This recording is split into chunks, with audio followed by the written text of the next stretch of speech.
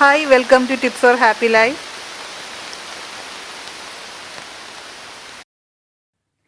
നമ്മളെല്ലാവരും വാഴപ്പഴം കഴിക്കാറുണ്ട്. പക്ഷേ എത്ര പേര് വാഴക്കൂമ്പ് കറിവെച്ച് കഴിച്ചിട്ടുണ്ട്? വൈറ്റമിനുകളുടെ കലവറയാണ് വാഴക്കൂമ്പ്. ഇത് ഉദരപ്രശ്നങ്ങൾക്ക് ഉത്തമമായ ഔഷധം തന്നെയാണ്.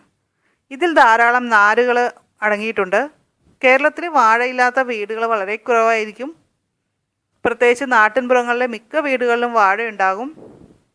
വാഴക്കൂമ്പ് മാത്രമല്ല, വാഴപ്പിണ്ടിയും വിശേഷപ്പെട്ടത് തന്നെയാണ്. അപ്പോൾ നമ്മുടെ ഇന്നത്തെ ടോപ്പിക്ക് വാഴക്കൂമ്പ് ഉപയോഗിച്ചിട്ടുള്ള ഒരു തോരൻ ഉണ്ടാക്കുന്നതാണ് ഞാൻ നിങ്ങളെ കാണിക്കാൻ പോകുന്നത്. ഇത് വളരെ ഹെൽത്തി ആയിട്ടുള്ള ഡിഷാണ്. നമുക്ക് ഇതിനാവശ്യമുള്ള സാധനങ്ങൾ എന്തൊക്കെയാണെന്ന് നോക്കാം. വാഴക്കൂമ്പ് ഒരെണ്ണം. വാഴക്കൂമ്പിൻ്റെ ഏറ്റവും പുറമേ ഉള്ള 3-4 ഇതളുകളെങ്കിലും കളഞ്ഞ ശേഷം ചെറുതായിട്ട് കൊത്തി അരിഞ്ഞ് വയ്ക്കുകയാണ് ചെയ്യേണ്ടത്. അരിഞ്ഞ ശേഷം ഒരൽപ്പം വെളിച്ചെണ്ണയും ഇത്തിരി മഞ്ഞൾപ്പൊടിയും കൂടി നന്നായിട്ടൊന്ന് പുരട്ടി വയ്ക്കണം.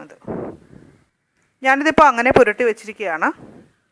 ഇനി നമ്മൾ വൻപയർ ഇത് തലേദിവസം തന്നെ കുതിരാനായിട്ട് വെള്ളത്തിലിട്ട് വയ്ക്കണം, എന്നാലേ നമുക്ക് വെന്ത് കിട്ടുള്ളൂ. അപ്പോൾ വൻപയർ 1 കപ്പ്. വൻപയർ അല്പം ഉപ്പും മഞ്ഞൾപ്പൊടിയും ചേർത്ത് വേവിച്ചെടുക്കുക. തേങ്ങ തിരുമിയത് 1 കപ്പ്. വെളുത്തുള്ളി അല്ലി 2 എണ്ണം. പച്ചമുളക് 4 എണ്ണം. ജീരകം 1 നുള്ള്. വെളിച്ചെണ്ണ 2 ടീസ്പൂൺ. കടുക് 1/2 ടീസ്പൂൺ. ചുവന്നുള്ളി 2 എണ്ണം. വറ്റൽമുളക് 2 എണ്ണം. ഉപ്പ്, കറിവേപ്പില ആവശ്യത്തിന്. തേങ്ങാപ്പീര, പച്ചമുളക്, ജീരകം, വെളുത്തുള്ളി എന്നിവ ചതച്ചെടുക്കുക.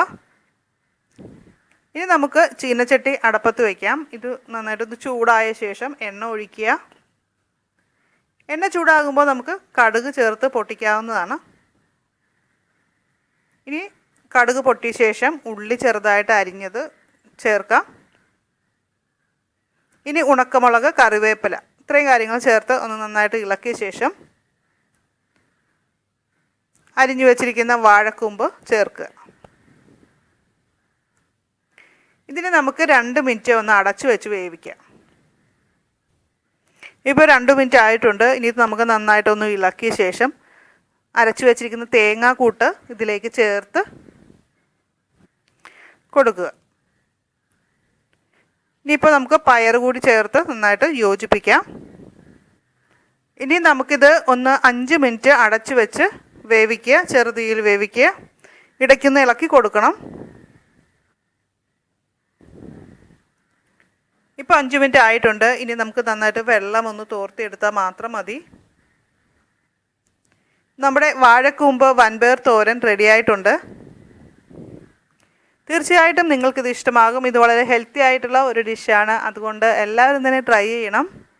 നിങ്ങൾക്ക് ഈ വീഡിയോ ഇഷ്ടമായാൽ ലൈക്ക് ചെയ്യുക. അതുപോലെ നിങ്ങളുടെ ഫ്രണ്ട്സിന് ഇത് ഷെയർ ചെയ്ത് കൊടുക്കുക.